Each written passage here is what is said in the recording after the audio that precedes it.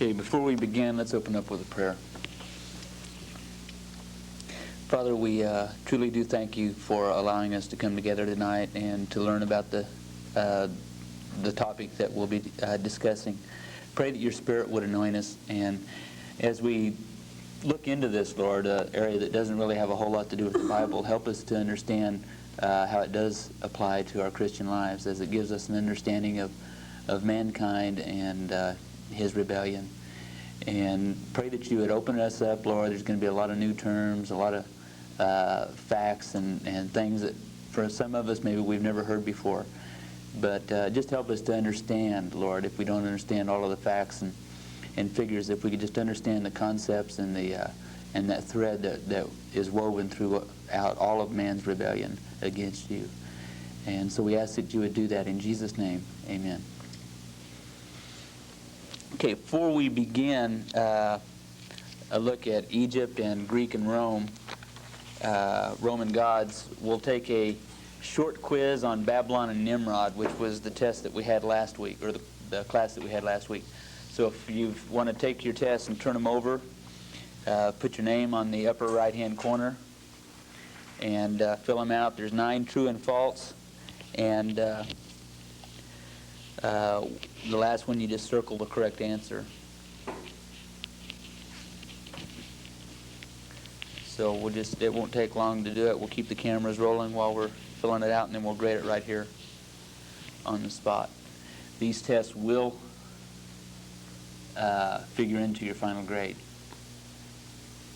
as I said last week.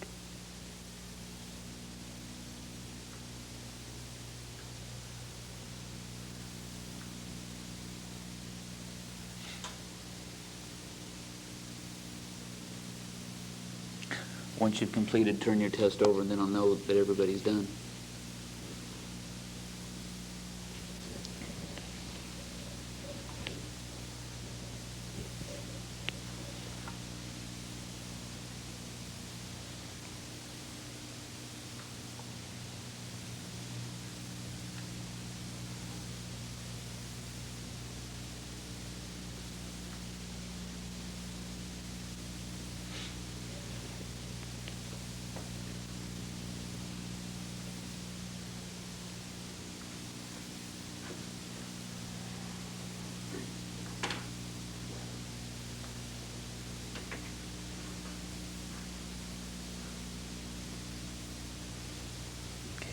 Just a few more seconds.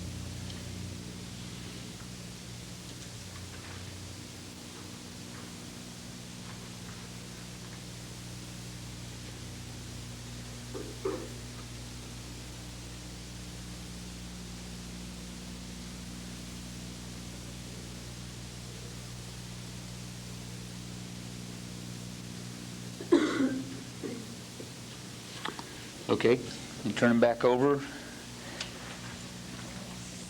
And we'll begin. If you do miss any of the questions, mark it in such a way as you can tell that you missed it, but you'll have the right answer, because your final test will be, you can get your answers for your final test, from these. So if you got the wrong answer marked on here, that might confuse you when you go to reviewing. Okay, first question. Mesopotamia lies between the Tigris and the Euphrates rivers. True or false? True. Nimrod was the great-grandson of Enoch. True or false? False. Okay, false. Who was he the great-grandson of? Noah. Oannes, the fish god, was probably derived from Noah. True. True. True? Yeah, true. Mythologically, Semiramis was the wife of Noah. True or false? False. Okay, who was she the wife of, probably? Nimrod. Ishtar is another name for Cush, Nimrod's father. True or false? False. False. Okay, who was Ishtar? Huh? Semiramis, yeah. Ishtar was the deified Semiramis. Okay, true or false? The name Nimrod means leopard subduer. True or false? True. Okay, Semiramis' deified name was Ishtar. True or false? Okay, I just gave you that one.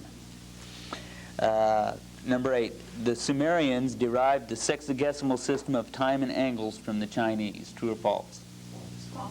False. Who did they derive it from? Themselves. Yeah, they did. They developed it themselves. 9, Nimrod was Semiramis' father. True or false? False. False.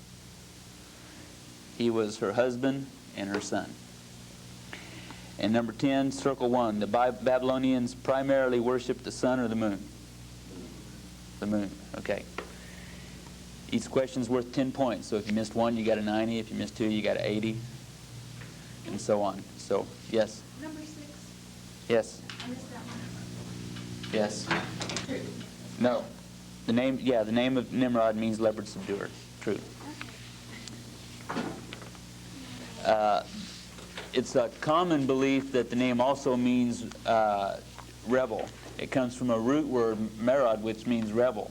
But if this was the case, because of the configuration of his name, what it literally means then, if you're going to use that root, it means to rebel against.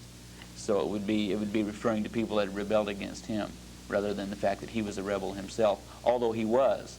You know, we're just talking about the meanings of his name. Merad, M-E-R-A-D. Merad. Or maybe it's M-E-R-E-D.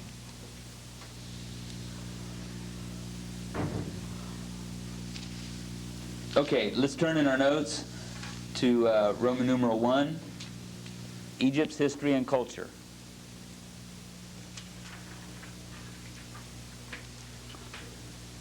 Before we take a look, tonight what we're going to do is take a look at Egypt and then the Greeks and the Romans as far as their religion goes. Now, when we look, let me just say this in the beginning, and I'll probably say it a couple times in the end too. When we talk about the Greeks and the Romans, as far as the religion goes, there's no difference than there was between the Babylonians and the Assyrians. Religiously, they were the same people. They had some different names, but the Romans just took anything that was Grecian and gave it a Latin name, because as later on the cool thing to do was to be a Roman. In the Romans' days, the cool thing to do was to be a Grecian. So when we talk about the Greco-Roman religion, we'll be using the Greek names primarily, but the cultures will kind of blend together. We're not really going to be taking a look specifically at the different histories and cultures of these two nations. But in order to understand something about the Egyptian religion, I think it's important that we take a real brief look at a little bit of background concerning Egypt. Now, if you look over here on the map, this is the area that we're talking about, and these are the three basic areas that we've been concerned with last week and then this week. Here you can see is the Euphrates River. It doesn't come out, it's not too clear on the map here, but here's the Euphrates and here's the Tigris. This right here is what's known as Mesopotamia. Down here was the Sumerians, right in here was the Babylonians, and up here were the Assyrians, roughly speaking. This area, and then on down here into Lebanon, is what's known as the Fertile Crescent. If you ever hear talk about that. This is modern-day Iraq. You hear a lot of this on the news today. This is Iraq, this is Iran, and right here's where the big battle's going on. So it's just right about in the same area, still fighting. Okay, down here is Egypt. That's where we're going to be tonight. Here's Israel, Palestine, Lebanon, and so on, Mediterranean. And then over here is Greece, and that's where we'll end up tonight. That doesn't show too good on the map, I don't think, but this yellow area here is Greece. So this isn't too large of an area, geographically speaking. There's not a whole lot of miles separating them. Less than 1,000 miles from one end of this to the other. Okay, so to begin with, before we get started, notice here in Egypt, this long river that goes down through the middle of it. This is the Nile. Now, the Nile is the longest river in the world.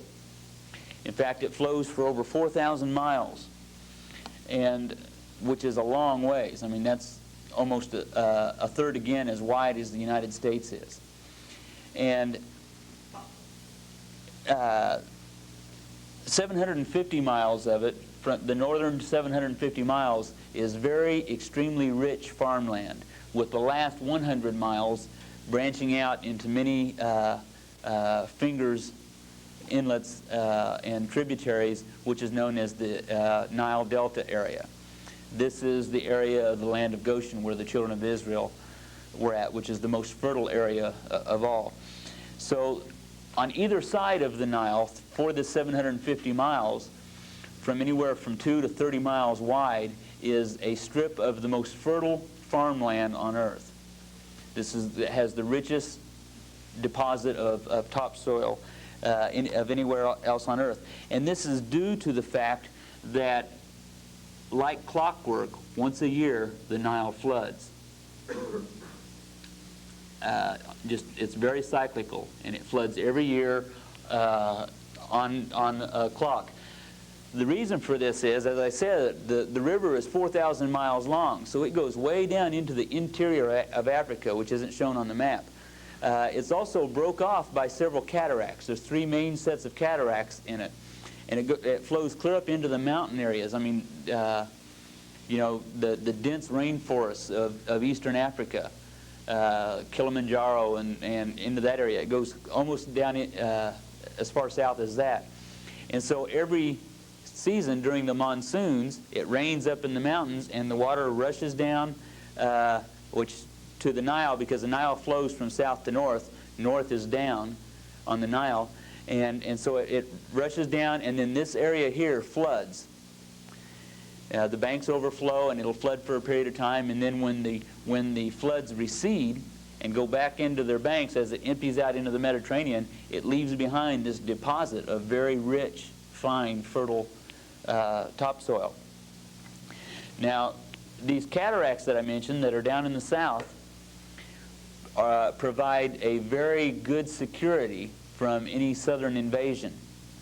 They're not navigable. There's no way you can get a boat past these cataracts. The whitewater is so rough.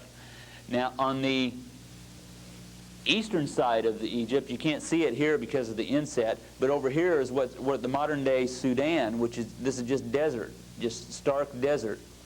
And up here is the Mediterranean. So these 3 borders of Egypt, down here with the cataracts, to the west, where the desert is, and to the north, where the Mediterranean is, the south and the west, they didn't have to worry about it because people didn't try to invade from that area.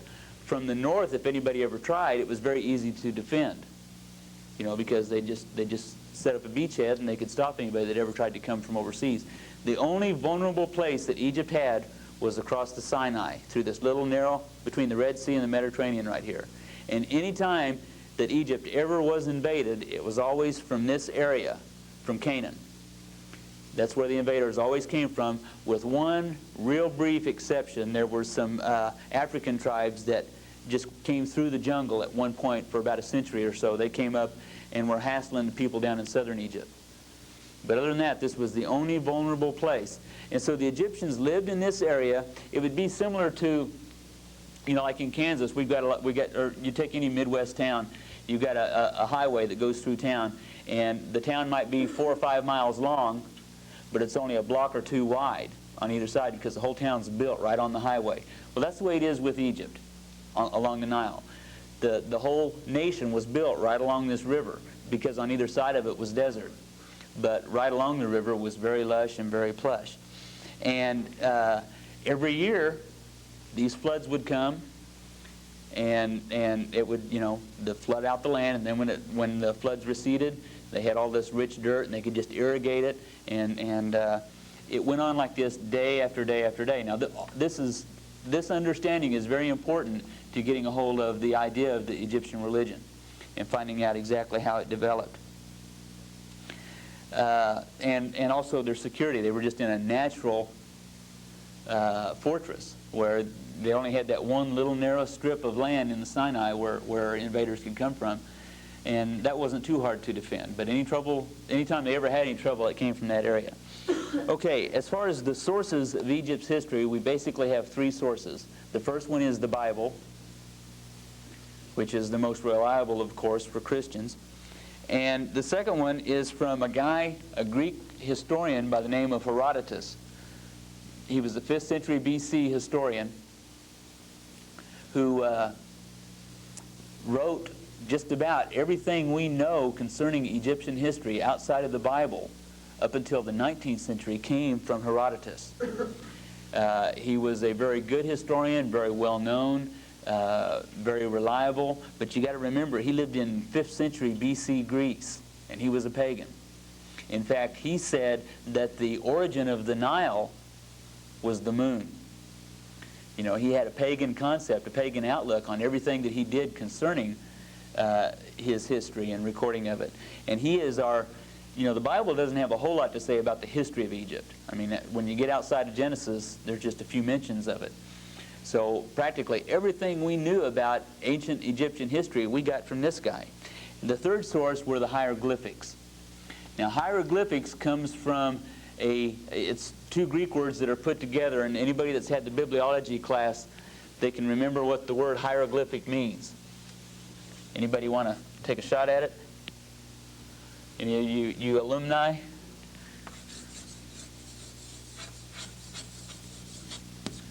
Comes from a Greek word that means priestly carvings. Okay, priestly carvings. There were literally thousands of hieroglyphic artifacts left behind. Now, Egypt, being the dry, arid climate that it is, see, it never rains in Egypt. I mean, maybe 6 inches a year of rain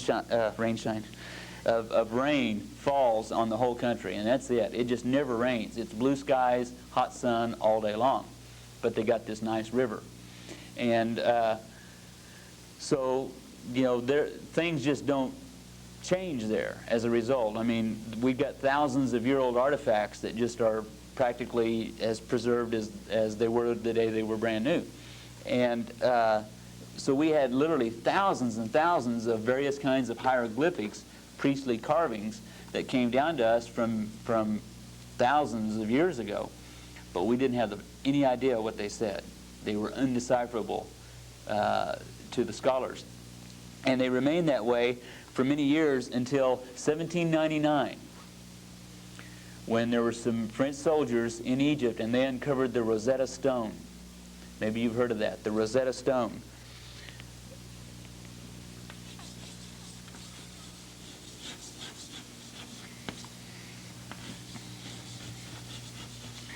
Now, the Rosetta Stone was a piece of black basalt, which is a type of, it's a hard stone, but it's black, and it was easy to carve into, and it was used, Hammurabi's code that we talked about last week is also on black basalt.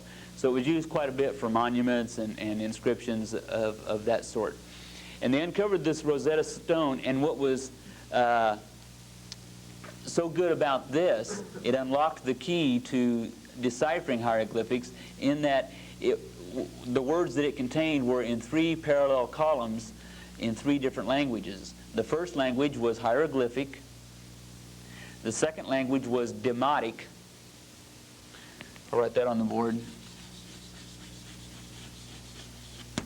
Which was a type of hieroglyphic, but it was a later form of it, and it was written more in a type of cursive. It was also unknown as far as being able to decipher. But then the third column was in Greek. And we knew how to decipher Greek. So by taking that Greek text, it unlocked the key to deciphering the demotic and the hieroglyphic. And this was done by a guy by the name of Champollion. He was a French scholar, Champolilion, Champollion. And he spent several years deciphering the Rosetta Stone. Once he had finished, they were able to take his results. He could take what we knew about Greek, apply that to the hieroglyphic and demotic parallels.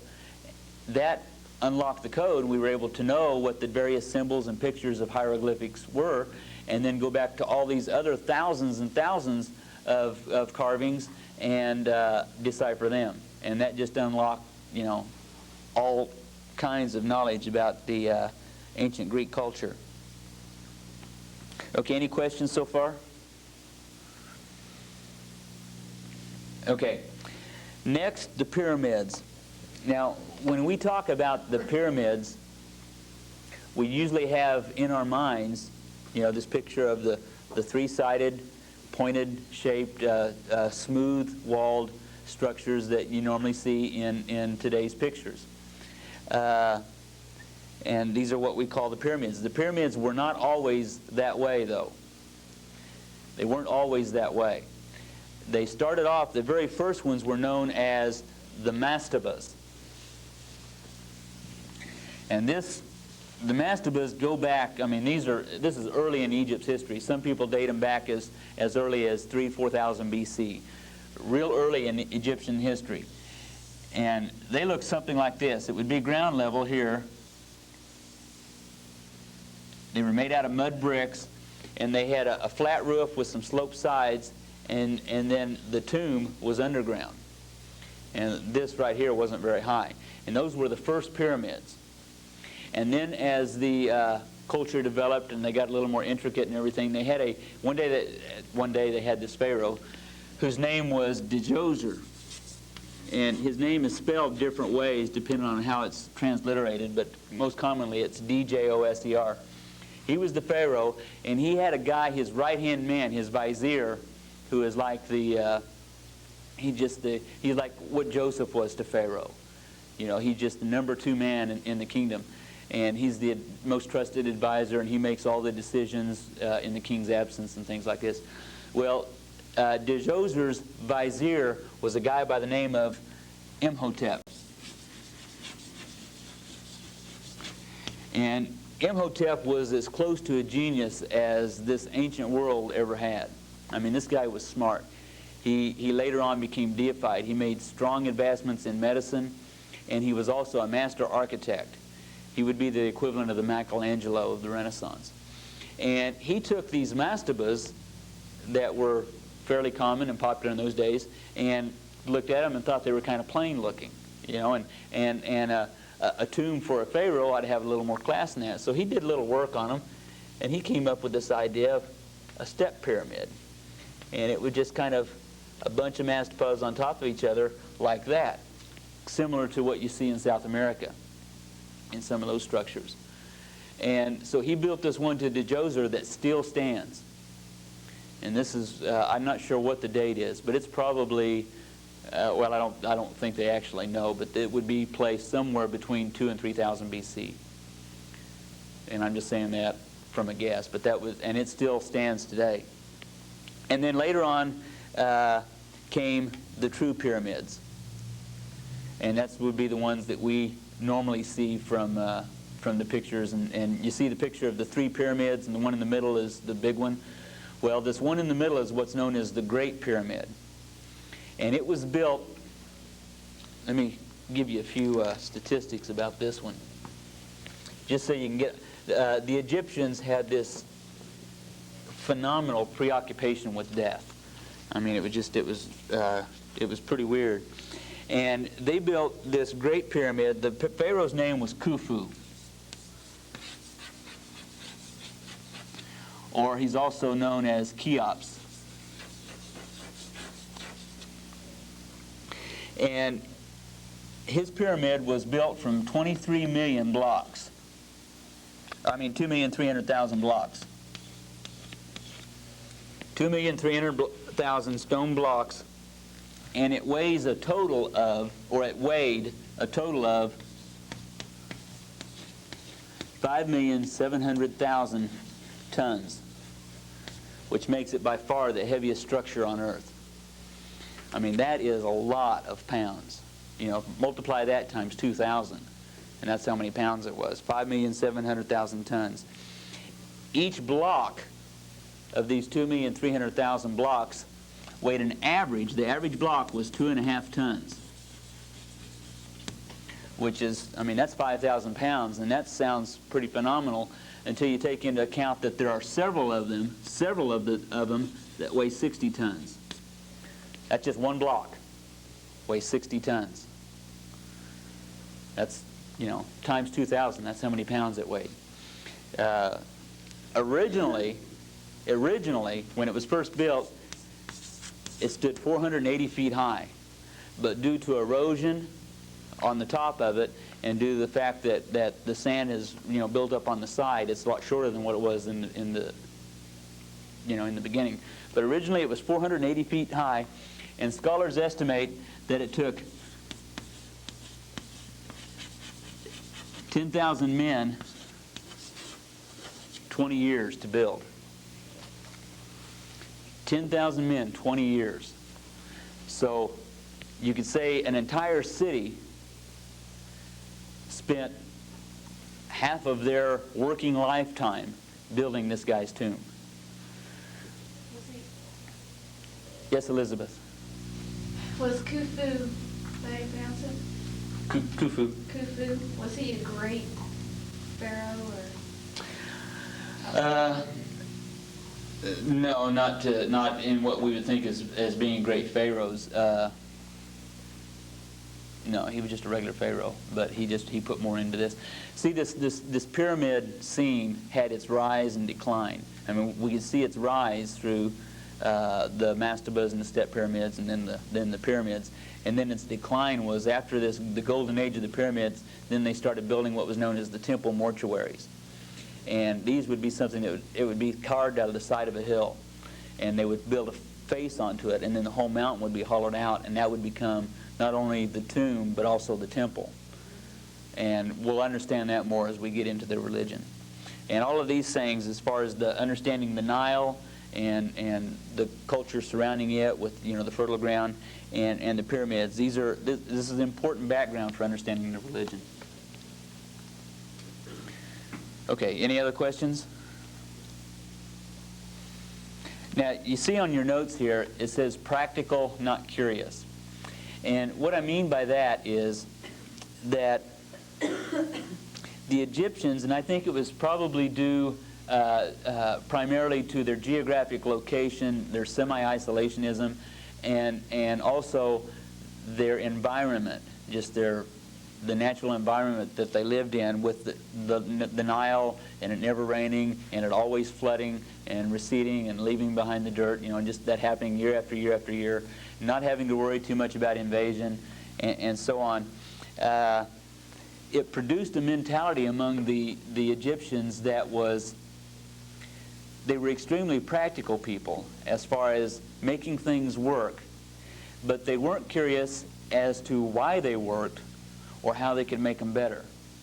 As long as it functioned, as long as it ticked, as long as it whirred or whatever it was supposed to do, that was good enough for them. And when it broke, they took some baling wire and wrapped around it until it started whirring or ticking or buzzing again, and then they were okay.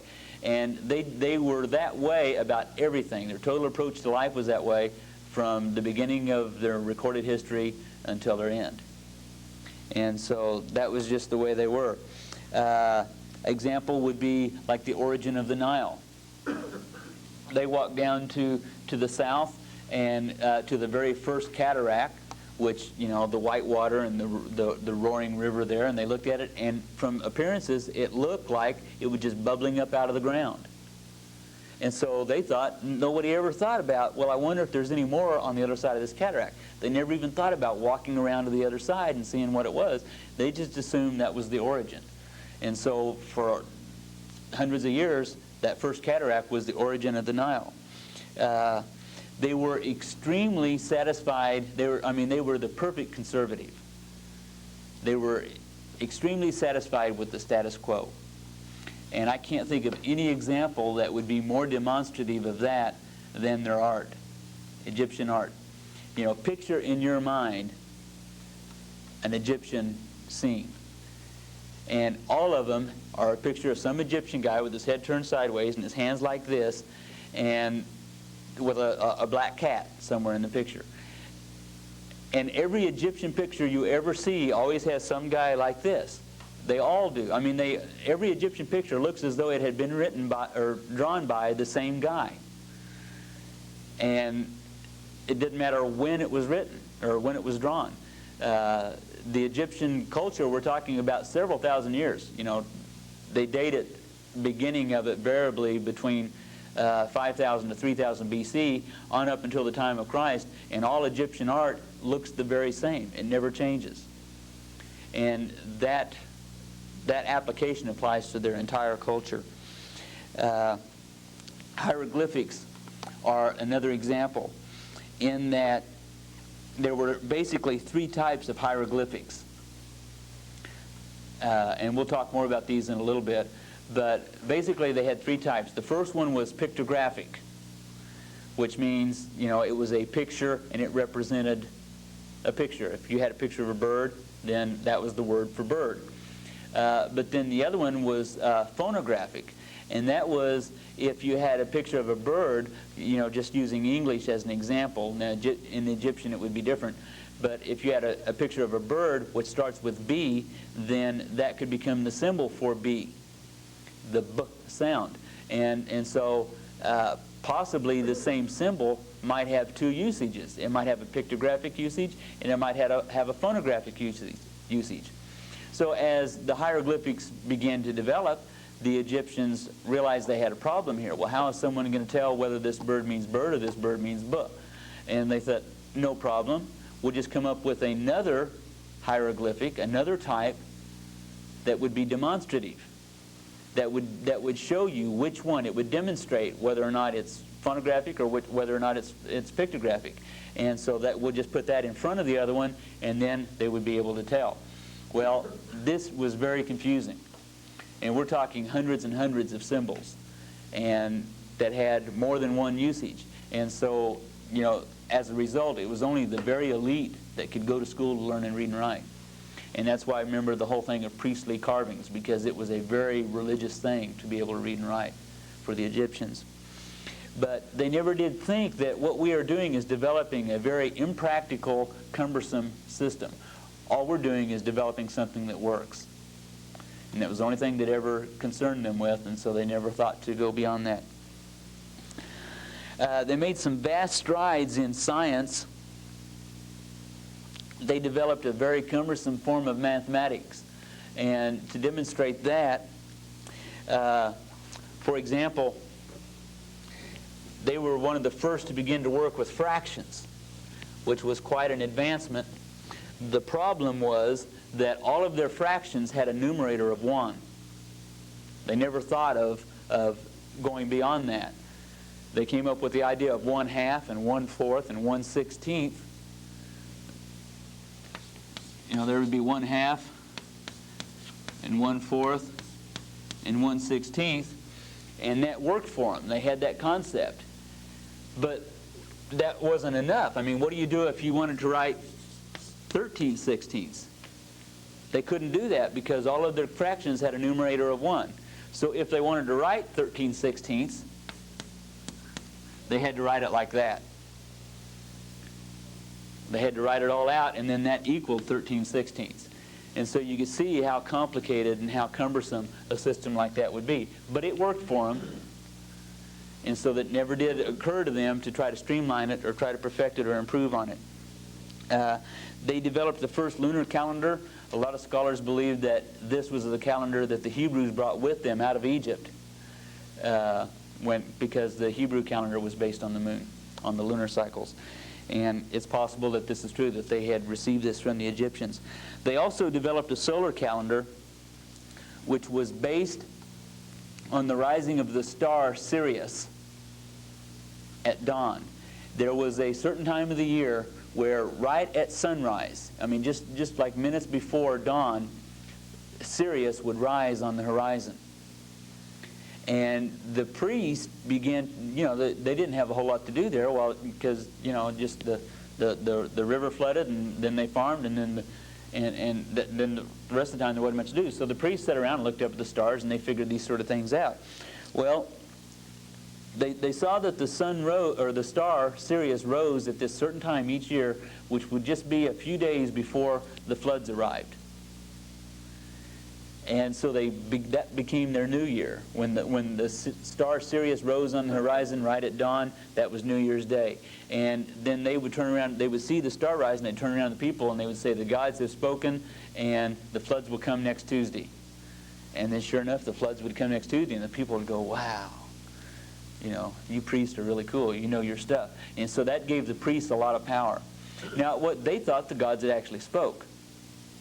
You know, it wasn't like they were perpetrating some sort of fraud or anything like that. They thought that the gods had actually spoke to them in this way. And so that's a lot of the Egyptian temples in those days were based on some sort of a solar calendar that would line up with certain stars at certain phases of the sun and so on. Yeah, Maurice. That way that all the pyramids are in a certain polar direction. I think they're all facing north somehow. I've heard this, I think National Geographic did a study on that all the pyramids have the same setting. They're setting in the same direction. That's possible. It could either be that or it could have something to do with the magnetic pole. I don't know.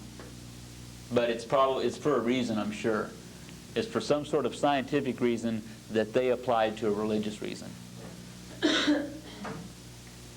But yeah, I'm sure it's something like that, yeah. Okay, the Egyptian religion.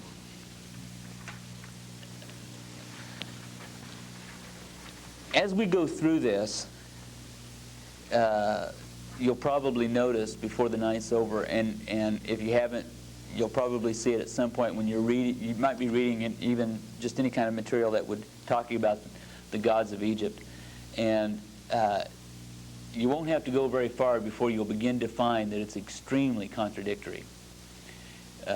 Just one contradiction on top of another.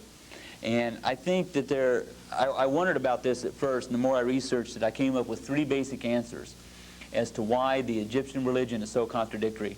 So just to avoid confusion before we get into it, I'd like to explain this, because if you see something that doesn't seem to quite jive in your head, don't worry about it, because it doesn't necessarily have to make sense as long as it can be explained. You know, and that was going back to that practical Egyptian outlook. As long as they could make it work, they didn't matter how good it was. And this was especially true in their religion. So 3 reasons why it was so contradictory. First of all, we're talking about several thousand years. As I said, the Egyptian culture, as when we talk about ancient Egyptians, you know, when we picture the guy standing here like this, that Egyptian culture that brings to mind anywhere from 3,000 to 5,000 BC on up to the time of Christ, or almost the time of Christ. So that's several thousand years. Very long time span. And that's just a long time to keep something that's not true inerrant. You know, just errors begin to creep in. And this was basically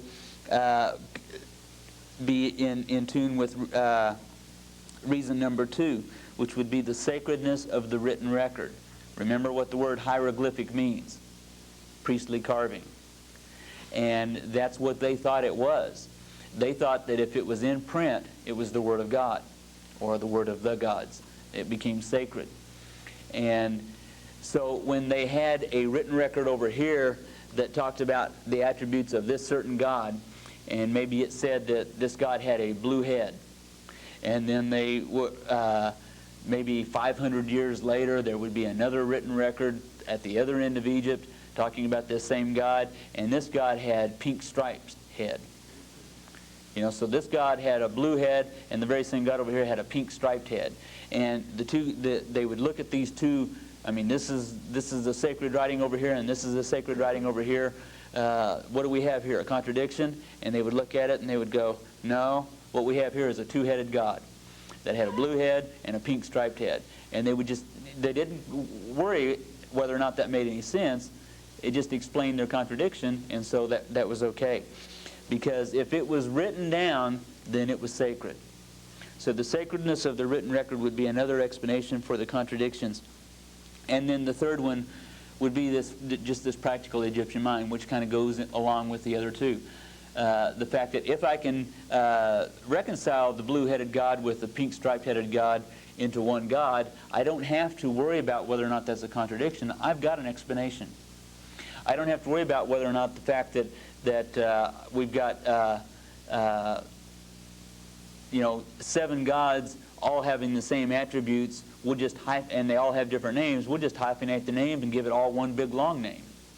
You know, and this was true with the sun god, the basic sun deity, which in the south was called Amun and in the north was called Ra. And there was one period when the Egyptians were united, the Upper and Lower Egypt was united, and so they thought, well, my main god is Amun, your main god is Ra, what are we going to do? No problem, Amun-Ra. And he became the main deity. So any questions over that? I know this is basic, and what I've been explaining is not very detailed, but I'm trying to keep it fairly simple because it's going to get complicated. So everybody still with me? Okay, if I get too brief, stop me. Which led, as a result of those three, it led to them, when they looked at the blue-headed god over here and the pink striped-headed god over here, and then somebody says, I know it just had to have been, they got this two-headed god, and then the Egyptians go, wow, religion's heavy stuff, isn't it? And the contradictions didn't confuse them. It just made them think that what they had was really deep, really revered. And the more complicated and the more contradictory it got, the more reverence they held for it. The priestly carvings, the written record, the harder it was to read and write, the more convinced they were that it had to be something supernatural. And the same thing with the idea of science and mathematics and things like that. The more complicated life was, the more supernatural they viewed it. Just to give you a little idea of what, and we'll see when we get into the origins of their religion, we'll see that it started off fairly basic, but in a short period of time developed into something very complicated in a period of several generations anyway. In the Book of the Dead, which was their guidebook, we'll talk about it more in a little bit. The Book of the Dead lists 500 major deities. 500 major deities in the Egyptian pantheon. The word pantheon means group of gods in a specific culture or a specific religion. It's their god club. And so in the Egyptian god club, they had 500 major deities. And between all of these 500, there was a lot of melding and confusion, and just the distinction between them sometimes disappeared. And so it was hard to tell when you'd look at the attributes of a god, which god you were talking about. Or if you talk about this particular god here that said he had this particular attribute, you might look, there might be another place where it would talk about that same god and give the exact opposite attribute. Like here he talks about this god being left-handed, and over here it talks about the god being right-handed. And so what was the conclusion? Well, he's ambidextrous. And so that was kind of how it was. But even though they had 500 gods in the Book of the Dead, they had 1,200 altogether. When you take into account all of the local deities, each town had their own patron god that they worshipped, and all of the minor, godettes. Just that, this is 500 major deities. When you take into account everybody, you got over 1,200. And so you could see, we'll talk about the early priests here in a second. You could see how being a priest in those days, it'd take 4 years of college just to learn all these dudes' names. If you were going to become a doctor of theology in those days, you really had to work at it.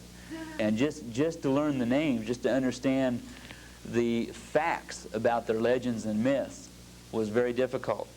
Okay, the early priests. Now, the priesthood of Egypt in the beginning, in fact, throughout all of its history, was from the wealthy class.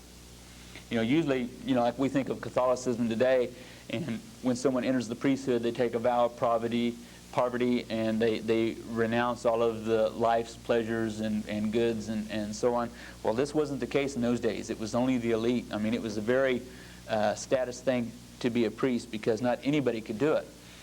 It took someone pretty smart to be able to remember all those names, if for nothing else. And they were considered to be very smart because these were the guys that figured out that Sirius rose at a certain time, or that you can add all of this 1/16 and 1/2 and 1/4 and come up with 13/16 and all. The priests were the ones who did this. So they came from a very wealthy class, and they were able to predict a lot of these cycles. For example, the annual flooding of the Nile that we talked about. And therefore they were very learned in things like mathematics and science, and most of the advancements in medicine and these sort of things. The Egyptians were the ones who invented castor oil. And it was the priesthood that did this. Now that might sound like a minor thing. Well, what kind of advancement is that? But you got to remember that castor oil was the cure-all for mankind up until 15, 20 years ago. You know, this, I mean, it was used for everything for thousands of years, and it was the Egyptians thousands of years ago, that the priests that did it. Okay, the God's family tree. Let me go to the board with this, and I'll try to go through this slowly. Remember last week we said that all paganism had its origins on the plain of Shinar with Nimrod, or at least that Nimrod was the beginning of it. Maybe his descendants began it, but it was Nimrod worship was the beginning of idolatry, and then spread from there. So what we'll do tonight is, after we take a look at the Egyptian history, then we'll tie that in with Nimrod worship, and then we'll do the same thing with the Greeks and Romans in the second half. But according to the Egyptian pantheon, and according to their mythology, basically their sun god, who we'll call Ra, he's got many names.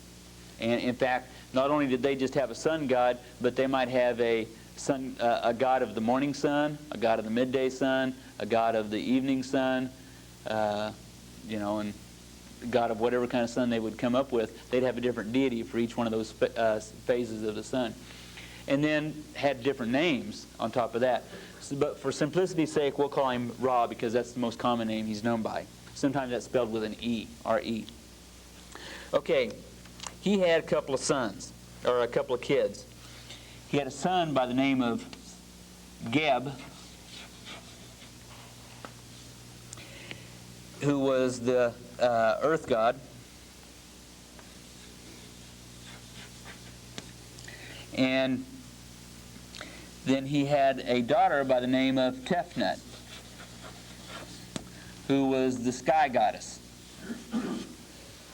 Okay? Brother and sister. And since there wasn't any other gods around for them to cohabitate with, they married each other. And they had a son whose name was Shu,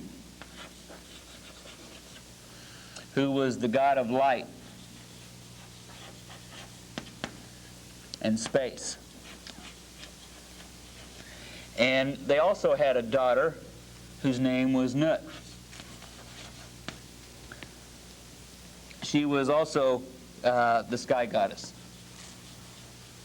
I'm not sure what the distinction between these two are, but remember how I said there's a lot of overlapping and contradiction in their attributes.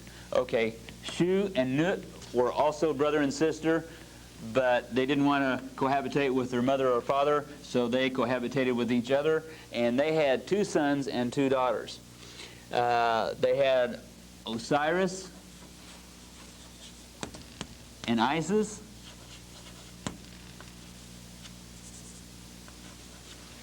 and they had Set and Nephthys. Okay? Brothers and sisters. Isis and Osiris were married, and Set and Nephthys were married. Okay, everybody still with me? These all 4 were offspring of Shu and Nut. 2 brothers, 2 sisters. Osiris and Isis got married, and Set and Nephthys got married. Okay. Now, the legend goes that Set didn't like Osiris. Okay, I found this in several sources. I found one source that gave an explanation of that maybe we'll get into later, but I'm not real sure if I buy the explanation or not. It does a lot of things. It goes into the etymology like we were doing last week. But anyway, Set didn't like Osiris, and so came against him. And they had a fight, and Osiris was defeated, and Set chopped him up. He cut off his head, and he chopped him up. Now remember I said the Egyptians have this phenomenal preoccupation with death. And we'll get into that in just a minute. or probably after the break. But just for now, let's just suffice the fact that it was important for dead people to have their bodies, okay? Because that's why the whole thing of mummification and just the preoccupation with all of that. So anyway, Set killed Osiris and chopped him up, and then it's almost identical to the same story that we had last week with Semiramis, where she went and talked to Bel and talked him into getting back her son or her husband, and he said, well, that's okay, but he doesn't have a body anymore, and so she became impregnated and then came back to the world and gave birth to her son, Horus.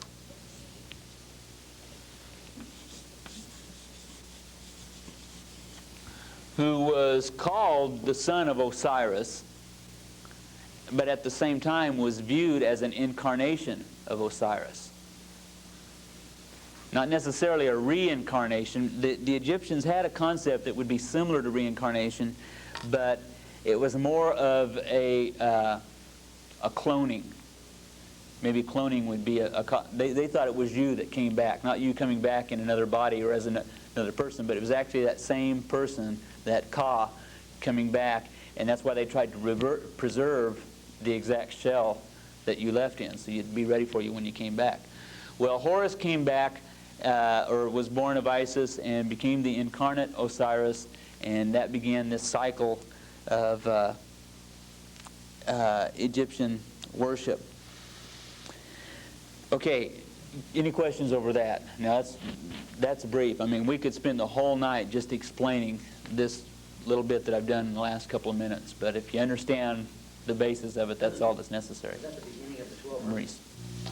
The 1200 what? 1200. Oh, yeah. That's Yeah, basically speaking, it was, yeah. Now, you got to keep in mind that, okay, I'm going to tie this back to Babylon, right? So, if idolatry had in its origin historicity, in other words, there was a Nimrod, and there was a Semiramis, and there was a Cush who plays into this too, and there was a Ham who plays into it too. Okay, if all of that is historical fact, and that's the basis of all of these idol systems, then it began in one geographic location, right? I mean, there wasn't a Nimrod and a Semiramis in Egypt, and there wasn't a Nimrod and Semiramis in Greece. They were all on the plain of Shinar. But as the people had that legend and that tradition and then began to fan out and spread, and they began to pass that on to other people and other cultures, and then they took theirs with them as they spread out, then that concept or that thought of that common origin of where the origin of things and supernatural explanations lie went back to a common origin. So, you know, when this all came down, they might have had legends about a whole pantheon that they were trying to explain, and they began with this. You know, and they started going back to its source. I mean, it didn't start here and go out. It might have started way down here, and then they built back up to it. You understand that? I know that's kind of a hard thing to get a hold of sometimes, but I think that's kind of how it might have been. Okay, let's see if we got time to do D before the break. Osiris' identity with Nimrod. Maybe if we can see that. Now, we see that there in the death of him and coming back as Horus and everything. That's one of the ways that is, I mean, Osiris and Ninus and Nimrod and Tammuz and all those guys we talked about last week, it's easier to identify Osiris with them than any of the other cultures. And this is one of the ways that just the legends of their death are practically identical. Osiris's legend, if we were to go into it in depth, would be much more complicated, much more complex. There's a whole story that goes around his as far as the Council of the 72 and so on. But we don't go into that unless you just wanted to ask me during the break. But it's interesting that in the early depictions of Osiris and Horus, they were both depicted as wearing leopard skins. Remember what the term Nimrod means? The name Nimrod, leopard subduer? In fact, the early depictions of Nimrod showed him wearing leopard skin. And remember when we talked about, you know, even the constellation Orion, and he's got the leopard skin over his arm and everything. The early priest, later on, after, like I said, the early depictions of Osiris had him in leopard skins, and that became, as a result of that, that became the priestly garb. That's what they wore, was leopard skins. And that showed their holiness. The legends of their death, as I said, are the same.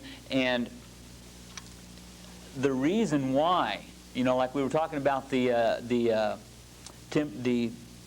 pyramids taking 10,000 men 20 years to build. Now, I know we all think that the Hebrews were the ones that did that, because we've all seen that movie, and that's what the movie said. But Scripture really doesn't say that they were the ones building the pyramids. It just said they were the ones making the bricks. They might have built the pyramids, we don't know. But one theory is that if you remember, okay, once a year, the rains from up in the mountains came down and flooded the whole land, and the land was flooded. I mean, it was just, everything was underwater. And so they had a couple of months of waiting for the floods to recede before they could go in and plant their crops.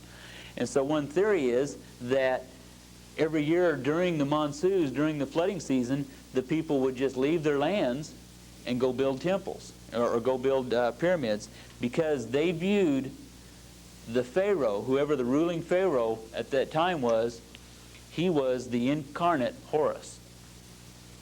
He was God himself in the flesh.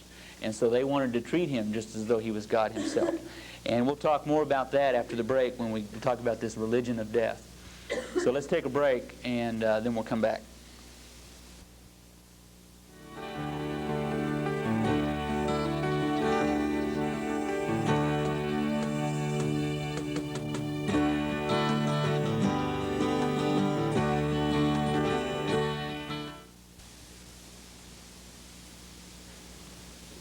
Okay, before the break, we were identifying Osiris with Nimrod.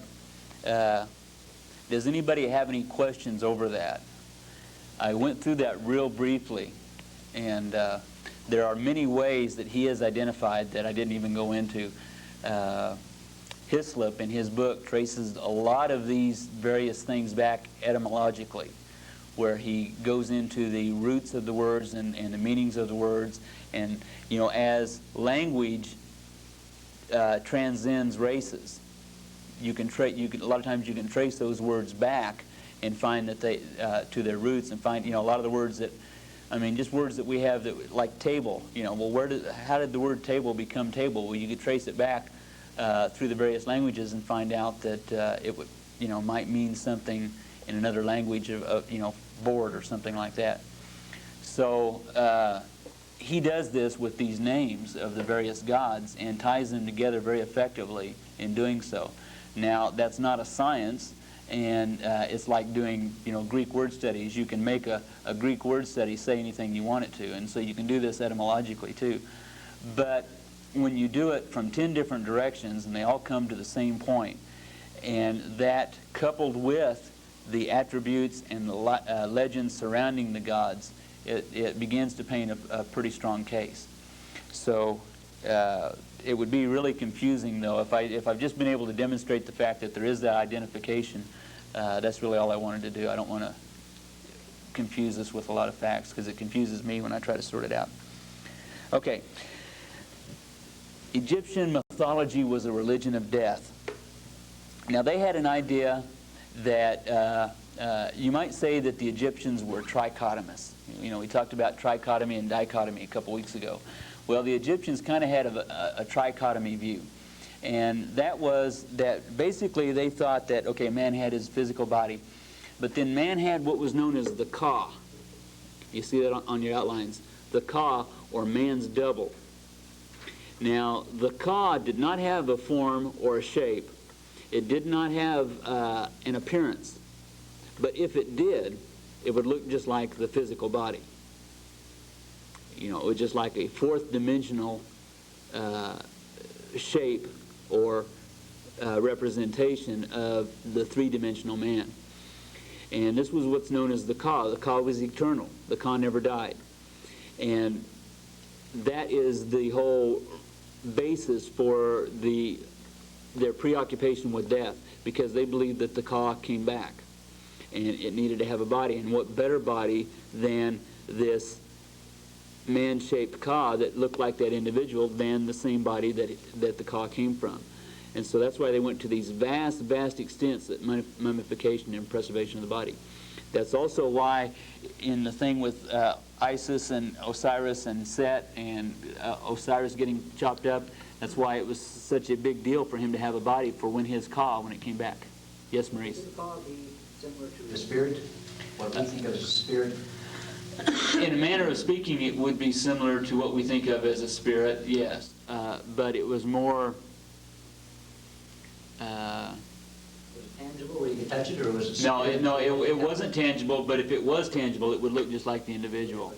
Okay, Yeah. like a spirit with a body, or a spirit with a Yeah. form of... Yeah, for our understanding's sake, you could say it would be synonymous with the spirit. But it wasn't quite the same as far as it was the... But that's close enough. Then they had another thing that they called the ba. The ka and the ba. Now, the ba, we could say, would be equivalent to the man's soul, except that, when we think of our soul, of that being our individuality, well, the ka was more speaking of individuality than what the ba was, because the ba was just that life force, what the Greeks called the zoe. It was just that spark that animated objects, that gave that an object animation. And so when the body died, when the body was no longer animated, the ba left him and went back to heaven. Usually the ba was depicted as a bird. And there was the saying that the ba, when someone died, that we'd say they give up the ghost. Well, they would say his ba has flown to heaven. And that was that life force, the thing that made his heart tick and his brain waves pulse, was the ba. And when the person died, the ba went back to heaven. But the ba wasn't personal. It wasn't individual. It was just like that force. It was almost pantheistic in view. So you can see, you could almost say that life force in us is our spirit, but it's also, our spirit is our individuality. So it wasn't a quite clear-cut distinction between what we call soul and spirit in a trichotomous fashion. Okay, the Book of the Dead. Now, the Book of the Dead was the guidebook that people took with them to the grave, that showed them how to get from here to there. Okay, if point A is death and point B is life on the other side, the Book of the Dead was what took them from point A to point B. Now this would be centered around, the Egyptians were primarily sun worshippers, and the basis of this was that they had the view that the sun, death, or reaching nirvana, or going to heaven, or life after death, or anything, was basically becoming one with Ra, becoming one with the sun. And the sun would rise in the east, and it'd go across the sky in 12 hours, and then it'd set in the west, and then 12 hours later it would come around on the other side.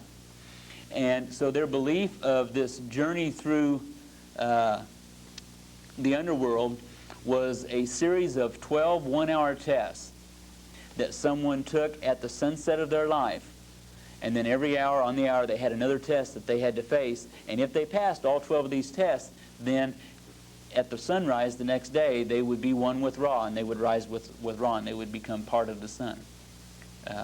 One with God sort of thing. And that was their view. The Book of the Dead was the guidebook that led them in this quest. There were two real important things that had to take place in this. The first one is what was known as the Oath of Clearing.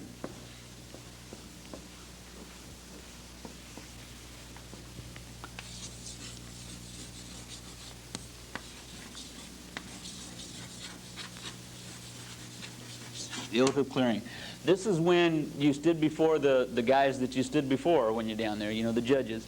And you would stand there and you would first of all list all of the bad things that you didn't do.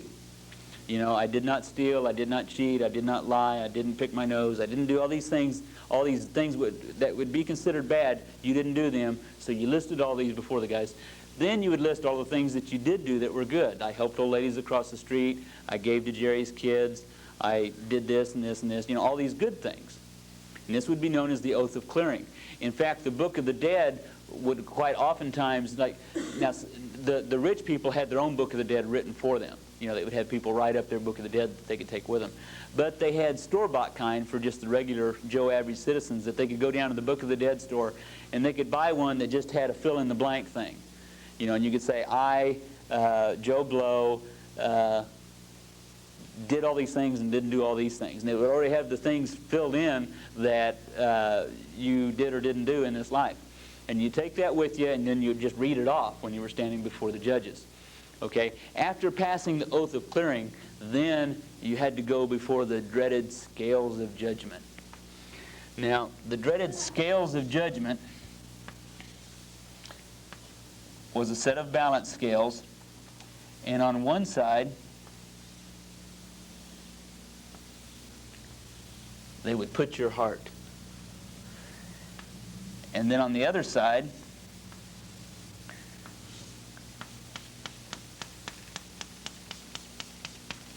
they would place the feather of truth. And they would take all of these things that you claimed in the oath of clearing and put them in your heart, if they proved to be true, and they'd put them in your heart. And if your heart outweighed the feather of truth, then you went on. But if it didn't, they just, it was scratch-o for you, and they pulled the trap door, and you didn't go any further. Now, their idea of not passing the test was just simply that. You just failed. You didn't go on. You didn't graduate. They didn't have a concept of eternal hell or eternal torment or something like that. They weren't concerned with that. Their sole motivation was getting to the sun, becoming one with Ra. And if you couldn't do that, then there was no sense considering what the alternative was. There was no other alternative. It wasn't necessarily an idea of ceasing to be, annihilation. They just didn't even think about it. We just got one focus, and that's getting to Ra. So you can see how extremely works-oriented it was. Any questions? Okay, they were very much into animal worship. Romans 1:20 to 24, you have this on your notes, and this is where it talks about that exchange the truth for a lie and worship the Creator, or the creation rather than the creation, and four-footed beasts and all manner of living things and so on. Well, there's no place where this is more epitomized than in the Egyptians. This was done in two ways. One is that their gods had animal heads and human bodies. We can see that in Hecht, H-E-Q-T, and you can see this on your, if you haven't looked at your the chart that was passed out, you can look at that. You can see, we're going to be going over that in a few minutes. You can see Hecht was the frog god, and he was depicted as a human body with a frog's head. Thoth, who is the god of wisdom and learning, was depicted as a human with an ibis head. An ibis was a bird that lived along the marshy banks of the Nile, and it had a big, long, curved beak that would, look kind of like a quill, a scribe's quill. And so the idea of in fact, Thoth was the guy who brought learning and reading and writing and arithmetic to the Egyptians. I tried to make some correlation between him and Oannes, the Babylonians, who was their god of learning, and I couldn't find that. Not to say it doesn't exist, but I couldn't make the tie. But that's the way, the god of the underworld, which sometimes would be identified with Horus and sometimes Osiris, predominantly with Osiris, because they were basically the same person, with just the incarnation of Osiris in the personage of Horus. That's why the confusion in them. But the god of the underworld was depicted as jackal-headed. He had a human body and a jackal's head. So that was one of the ways that they deified animals or worshipped animals. But the second way was similar to Hindu thought, but there was quite a distinction at the same time. And they viewed certain animals as being God's representatives.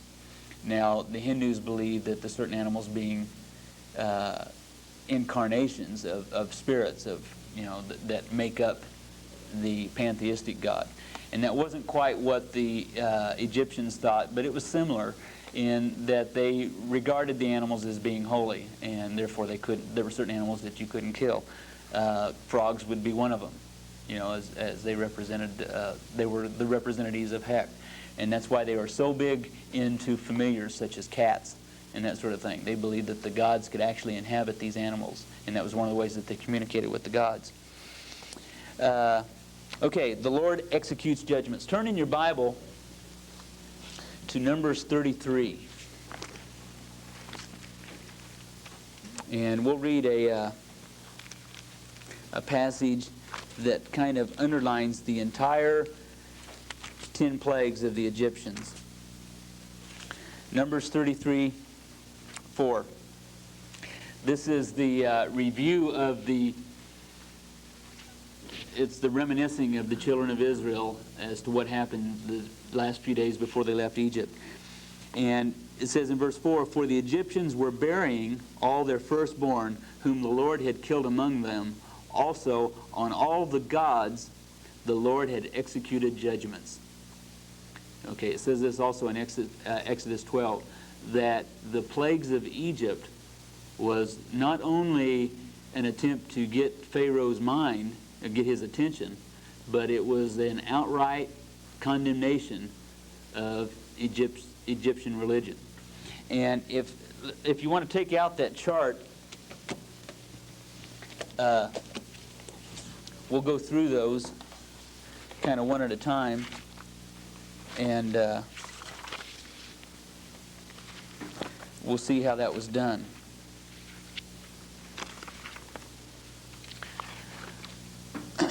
Okay, the first plague was turning the Nile to blood. Now, it wasn't only the Nile that they turned to blood, but all the water in the land. All the water for 10 days in Egypt was turned to blood. It wasn't just turned to red, it was turned to blood. And so, consequently, all the animals in the Nile died. All the fish and everything else died as a result. And there was the consequential stench that followed.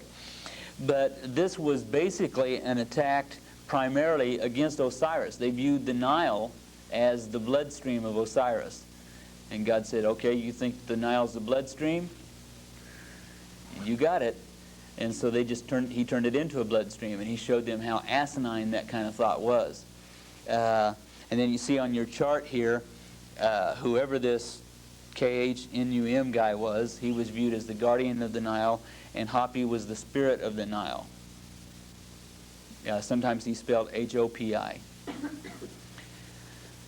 So this was primarily an attack against Osiris, but you can see these minor deities that figured into it too. Okay, next, the plague of frogs in Exodus 8. Hecht, the frog god, was also the god of resurrection. Probably derived something from, the tadpoles, and they turn into frogs and become born again sort of thing. Well, this was the idea behind that, and God's condemnation of that was a condemnation against, or his plague of frogs was a condemnation of Hecht worship. Now, just to paint this picture so you can get an idea of exactly what this was all about, frogs were a sacred animal, and they couldn't be touched, they couldn't be harmed. They had to be allowed to do whatever they wanted to do, whenever they wanted to do. And all of a sudden, there was millions of them. I mean, every time they opened a cupboard, frogs fell out. They pulled back their covers, frogs, wall to wall. Every time they got out of bed, they had to watch where they stepped, because you couldn't step on a frog, even if it was accidental, because you might kill them. And they had to just take it because they believed. I mean, it wasn't like, oh no, I can't, but I don't want to, because that's God. That's Hecht. Hecht is inside these frogs. So that was his condemnation of that. Okay, the plague of gnats is what your outlines say. Depending upon the version that you use as to what this plague is called, it is on your outlines it says the plague of lice. I think that's the King James word. It's from an obscure Hebrew word that they're not real sure what it means, but the root of it comes from a Hebrew word which means to dig.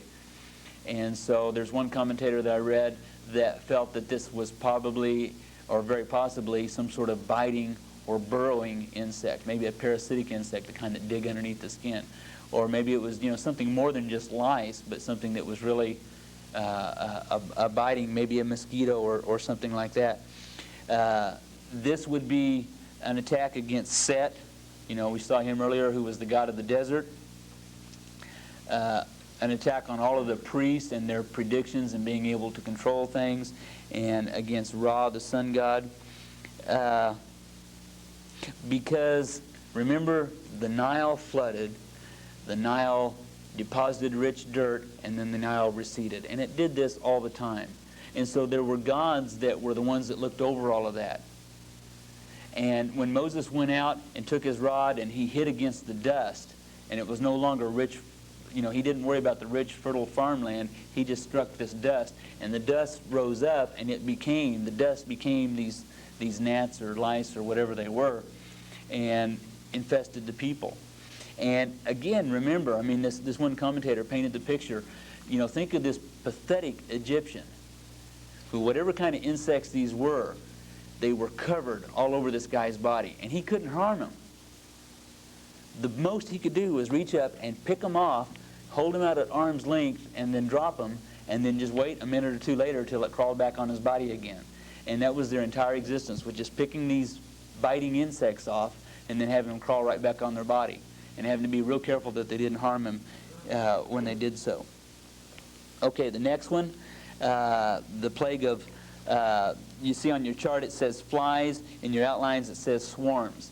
If you look in your Bible, it'll probably say swarms, and then in italics, of flies. But the word literally is plague of swarms. So maybe it wasn't just flies, maybe it could have been all kinds of flying insects. It could have just been, all kinds of flies and mosquitoes and moths and June bugs and just all kinds coming from everywhere. And this would have been an attack on Uatchet, who was known as the god of the flies. But it's also possible that these were beetles. Scarab worship was very big in Egypt. In fact, in archaeology, they've undug thousands and thousands of precious jewels that would be carved into scarabs. And there was a particular kind of beetle that was very predominant in Egypt, that's main diet consisted of cow droppings.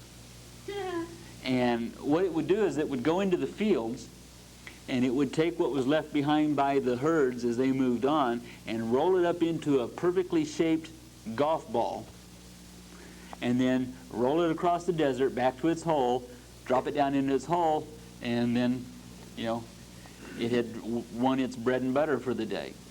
Well, this was a fairly common sight in those days, to see this little brown ball rolling across the desert.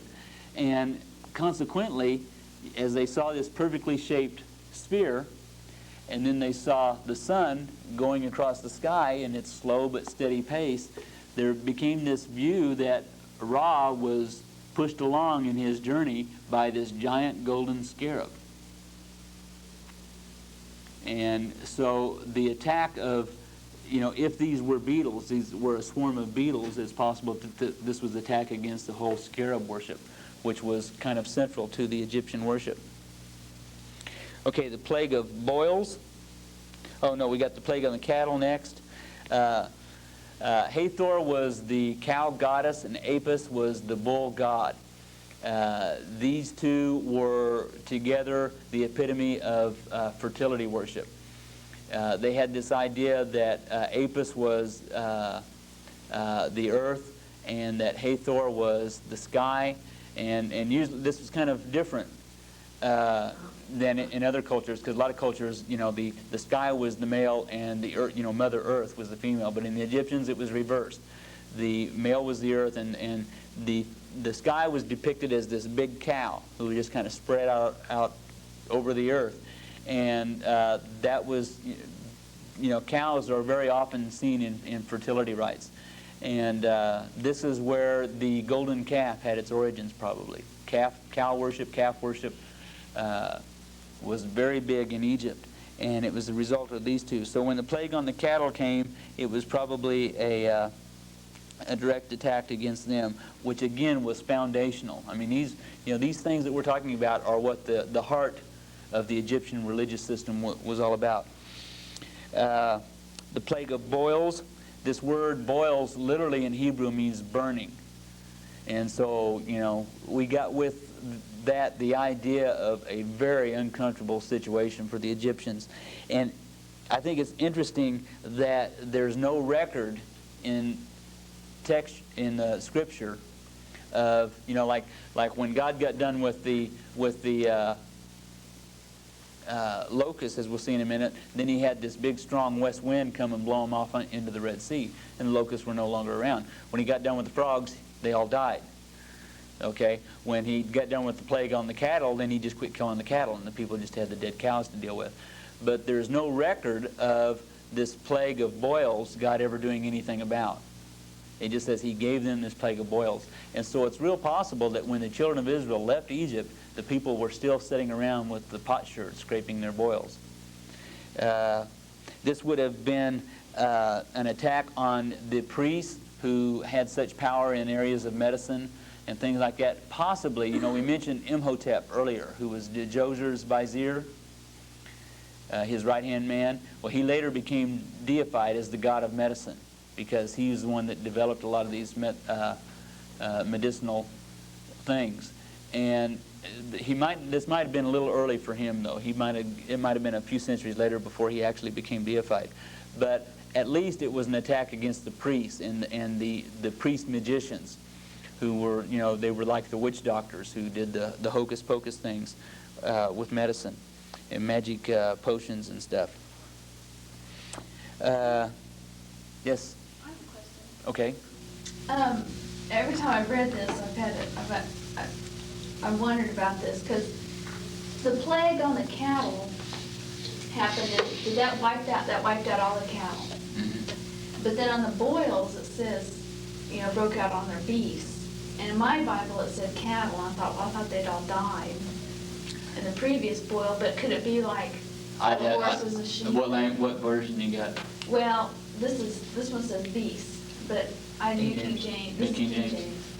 And mine always said New King James, and New American Standard said cattle. Yeah. Boils came out of cattle. I'd have to do some word study. Yeah, I've been meaning to do word study on that, but I didn't know if you knew anything about it, because I thought they all died, But. Okay, the plague of hail, rain, and lightning. This would be attack on Nut, the sky goddess. Remember, the Egyptian sky was always blue. It was always cloudless. It never rained. And it never lightning, and it never hailed. And here, all at one time, they get all three in such the hailstones were killing people. They were so big. And so this was an attack against her. The plague of locusts would be an attack against Isis and Osiris and the crops, because this destroyed whatever the hail didn't destroy. The locusts came in and just cleaned out the rest of it. And so, as in Babylon, the Isis and Osiris cult was centered on vegetation, and the cycles of nature, sort of thing. Now, they didn't have the seasons that you had in other lands, but they did have their cycles of nature, which were centered around the flood of the river. And so this would be an attack on them. Just the Isis and Osiris, birth, death, resurrection, birth, death, resurrection, that cycle, against fertility and vegetation. Okay, and the plague of darkness, this would be an attack on all forms of Egyptian sun worship, and there were many. Like I said, you had the morning sun, midday sun, noon sun, you had the Upper Egypt sun, Lower Egypt sun, and all these different guys. You can see here on your chart, there's 4 of them there. Well, that's just 4 out of many different sun gods that they had. During this plague of darkness, it was dark. It was black. It wasn't just that the light was dissipated through some... the stars didn't shine, the moon didn't shine, nothing, except in the land of Goshen. All of these plagues that were being poured out on Egypt, there where the Israelites were at, they didn't experience any of the plagues. And they still had their day and their night and the moonshine and all of this, like nothing happened. And it's interesting that Josephus, the Jewish historian in the 1st century, when he was writing about this, he said that the darkness was so thick that people had difficulty breathing. That's the way he described it. That's thick darkness. And then the death of the firstborn would be just the direct all-out attack on Pharaoh worship, which was what Egyptian religion was all about. the fact that Pharaoh was the incarnate Horus, who was the incarnate Osiris, and which was the basis of their whole religion. And so by God saying, I'm going to take your firstborn, including Pharaoh's. See, it wasn't a matter of the Egyptians looking, I mean, you might ask yourself, well, how come, I mean, after the first couple of plagues, they might think, maybe there is a Jehovah. Maybe we got to give in to him. But I don't think it was ever a question of the Egyptians believing there was a Jehovah. You know, polytheistic nations had no problem with that. What they had a hard time getting through their heads is that he was the only one, and that their gods were no match for him. And so every time, every time they would be faced with a plague, their mentality was, well, we lost the battle, but we haven't lost the war yet. And so we'll just hocus pocus a little more, and we'll dance a little harder, and we'll get a few more priests, we'll conjure up a few more gods, and we'll whip him in the end. But the death of the firstborn was finally, that was the final straw. Okay, any questions over the Egyptians? I know we've spent the majority of the time on them, but I think that's where we needed to be. Yeah? There's some notes here about being the first to come up with the fractions. Was that the Egyptians or the Greeks? That was the Egyptians. Yeah, we haven't got to the Greeks yet. Okay, as we talk about the Greeks and the Romans, as we talk about the culture, we'll primarily be looking at the Greek culture, but when you look at the Roman history and the origins of the Roman world, it was very similar to the Greeks. And I'm just putting them into one pot because the religion was one pot, and that's the main thing that we're looking at, is man's rejection of God. So first of all, let's take a real quick look at some of the background. Any understanding of Greek religion, you got to begin with Homer. Homer was a dude who lived in the around 700 BC. Some people believe he is not a historical person. Some people believe that he's just he is a figment of the legends that he put in writing. There are a lot of scholars who believe that he was. Most traditions say that he was blind. We'll never know whether or not he did exist or not, but there is that debate going on. He was the one who wrote the Iliad and the Odyssey. Iliad and the Odyssey. Now the Iliad was the story of the Trojan War. If you look here on the map, this isn't, I switched maps during the break. This is a very abstract map of Greece, but here is Greece. Here is the Aegean Sea, and over here is the city of Troy. And there's the Trojan horse right there. Okay, this is where the Trojan Wars took place. The Iliad is the story of Achilles and the battle of the Trojan Wars. Then the other book that he wrote, or poem, big long epic poem is what it is the Odyssey. And the Odyssey is the story of a man named Ulysses, or Ulysses, as he returned from the Trojan Wars, going back across the Aegean Sea to his wife. Now, Homer, through his and he picked up these word-of-mouth legends and stuff and put it into a poem form and gave some solidification to the Greek religion. And he gave some foundation for the whole things. He on the one hand, you had the gods, who were considered immortal, and on the other hand, you had the heroes. You had the Ulysses and you had the Achilles, who weren't God because they were still mortal men, but they were in some cases even stronger and smarter than the gods. And they were the heroes. They were some of them would be, maybe they would have one parent would be a god, and they would be like a half god and half man. But these were the heroes, and they had superhuman strength, superhuman mentality, but they also died of old age. And that was the only thing that made a Greek god was the fact that they didn't die of old age. They were immortal. They didn't have any per se super strength. Some of them did through their various attributes, but a lot of times they were even inferior to men. Okay, and the gods were basically the 12, what is known as the 12. You can see them here on the chart. These were the 12 main Egyptian gods. Here you have Zeus, who is the king of the gods, Hera, his wife. There's Aphrodite, Ares, Hermes, Apollo, Artemis, Hephaestus, Athena, Poseidon, or Neptune as the Romans called him, Hades, the god of the underworld, and so on. These were the 12 gods of Olympus. The Greek gods lived on top of Mount Olympus. That's where they lived. Homer, in his writings and in Greek mythology, this is where the beginnings of secular humanism was. And we'll see that when we have on our class on secular humanism, we'll see that as a school of thought now, not as an act. You know, the act of Adam and Eve in the garden was humanistic. The act of Cain was humanistic. And we can see many humanistic acts throughout the history of the world. But as a school of thought, as a philosophy, as a concept, secular humanism, not by that name, but by that concept, had its beginnings in Greece with their Greek pantheon. In that, they didn't make... Secular humanism basically is bringing man down to God's level. It's not so much a deification of man, per se. It doesn't make man any more than what he really is, just a human being. And even modern secular humanism doesn't do much more than that. It just brings the heavens down to a human point of view and makes God no more than man. And that's why you'd look at a lot of the Greek gods and they would even be inferior to men. And the heroes, these mortal heroes who the people could really look up and admire, they were just humans. But they were better than the gods. So you can see the beginnings of secular humanism. Now the city-states that you see here, they were called polises.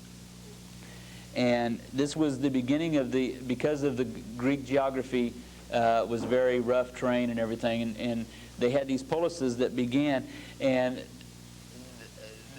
they were a city-state. They were like a little nation within themselves, but they were more than that. They were like a big church. And that's because of this whole thing of ancestor worship. Now we have ancestor worship in many various cultures. It's predominant throughout Asia. But it's really basically the same everywhere you go. And that is, let's just say here we got this dude, and he's the patriarch of a tribe, and he has a couple of sons, and then he dies. Okay? And these two guys reverence him as being, they worship him as being venerable, as their ancestor. Okay? And then he has two sons, and then he has two sons, and then they die. Okay, these four guys worship these three guys as being very venerable. And so on down through the line. That's what's known as ancestor worship. Okay, by its very nature, ancestor worship demands that the polis remain small. Okay, it can't get too big, or you just, how can you worship 5 million ancestors? And so, as a result, city-states begin to crop up all over Greece. The main guy became the local patron god, and then all the other ones stemmed from him. The Olympic Games were an attempt of these various city-states to go to Athens and Corinth. They were held there was 2 sets of games that were held.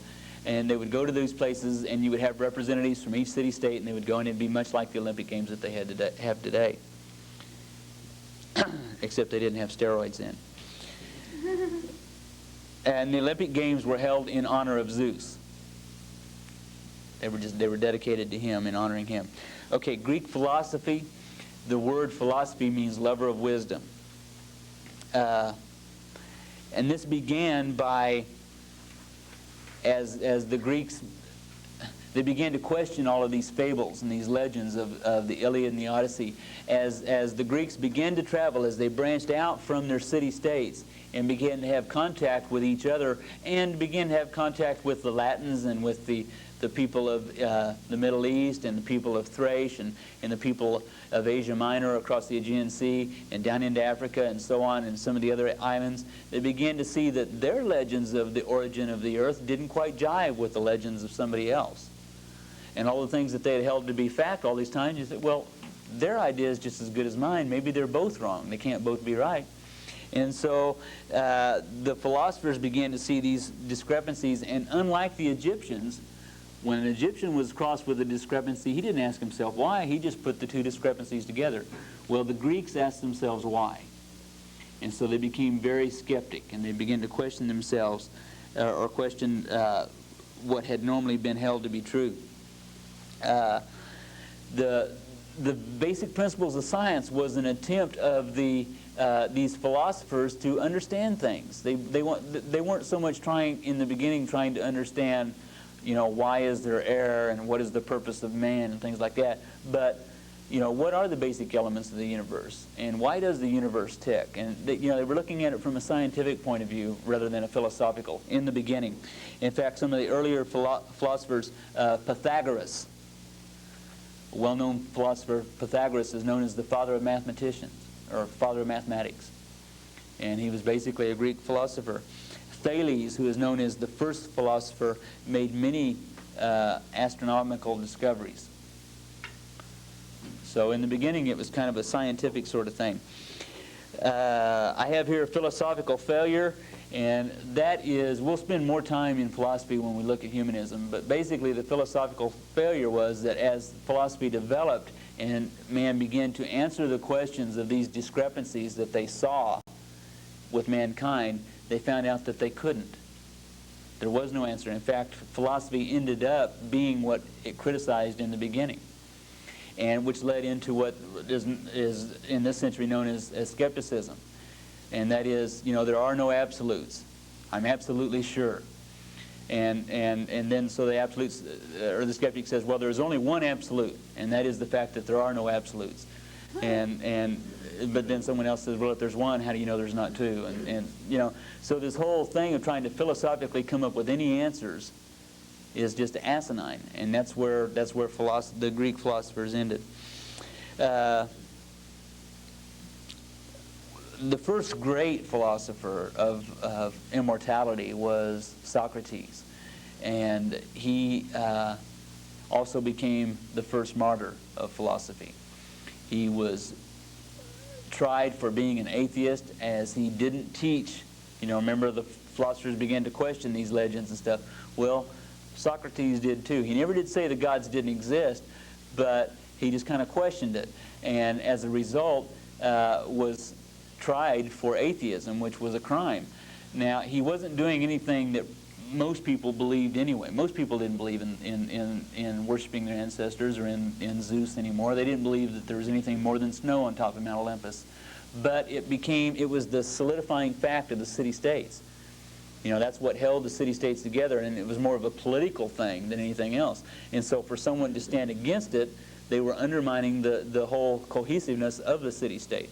So that's why the government came against him, and that's why he was found guilty.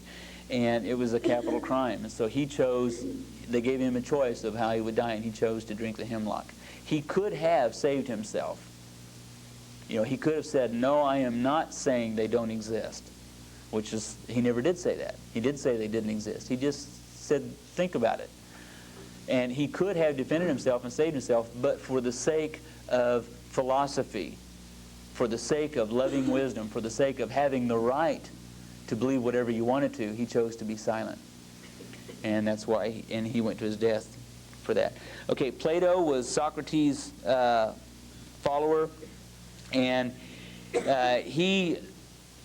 Socrates' teachings were all oral. Plato was the first one to begin to take his thoughts and put them down in writing. And the main work of Plato, he had many, but the main one were a series of writings known as dialogues.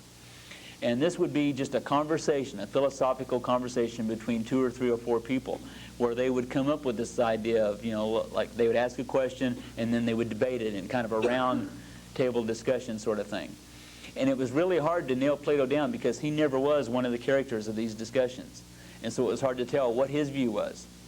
In fact, one time in a certain dialogue, there might be this one persuasion of thought that came out on top, and then in another dialogue, it would be the opposite persuasion of thought that would seem to win this debate. And so it was really hard to kind of nail him down, especially in concepts of like, well, what is God to Plato? When Plato uses the word God, what is he saying? And it was hard to nail him down. And it's possibly, now he never does really say this, but I just wonder if Plato wasn't trying to show the absurdity of the whole thing, showing that there are no answers from man's wisdom. That man's wisdom was as vain, philosophy trying to propagate man's wisdom demonstrated the vanity of it, that there just wasn't any absolute answers. Plato's disciple was Aristotle, and he became more concrete in his definition of God. He did believe that there was this single superhuman being that we can call God, but it was not anything similar to what we call the God of the New or Old Testament. It was not a personal Jehovah, self-existing one. It was just, although his concept of God was self-existing one, but it was an impersonal force, kind of a pantheistic view. But he looked at creation and said there has to be a designer. There is design, there must be a designer. But he believed that the universe itself was divine. It was eternal. It had always existed. There had always been stuff. And there was a power within that stuff that gave it its own creativity, was kind of Aristotle's view. You also got the sophists on here. Now, the sophists were kind of contemporary to the philosophers. They were what we might call the wise guys. Remember, the word philosophy means lover of wisdom. Sophist means a wise person. And they took this thing of using their heads and coming up with all these cosmic wows and stuff like that, where Socrates lived his whole life in abject poverty because it didn't matter. That was, you don't need the world's good sort of thing. Well, the sophists came along and said, well, I got all this good stuff in my head. I ought to sell it. I'll teach people and they can pay me and I'll be rich and we'll both be happy because they'll learn. And so the sophists were really the first humanists, and they were the ones who taught that pleasing your own, to thine own self be true, sort of thing. You got to please your own body, and so whatever way you do that, if it feels good, do it. If you got an itch, scratch it, and this sort of thing. That was the sophist view of life. They were not held in very high esteem of the people. They were kind of looked down upon as just opportunists. Okay, the Greek and Roman religion. It says here chaos, not creation. And what I mean by that is that the Greeks always had this concept that, like Aristotle, in the beginning was stuff. And they called it chaos. It was just stuff that was there. It didn't have form. There was no shape. There was no structure. There was no separation to it. It was just glob. The cosmic mass. Well, that was eternal. That always existed. It wasn't created. It was just always there. And that was the foundation of throughout the whole history of Greek mythology. That was always it. They believed that the universe, the cosmic stuff, is what produced the gods, not vice versa. In the beginning, the universe created the world, or created the gods. And their view was basically this. Gaia, you see here on your outlines, was the earth. Not necessarily the earth god, but just the earth. Gaia was the earth, and Uranus was the heavens, or everything above the earth. And the two united, they cohabited, and they produced a couple of offspring. Kronos, who later on became identified with time, and where we get our word chronology. Kronos and Rhea, who is sometimes called Hea, H-E-A.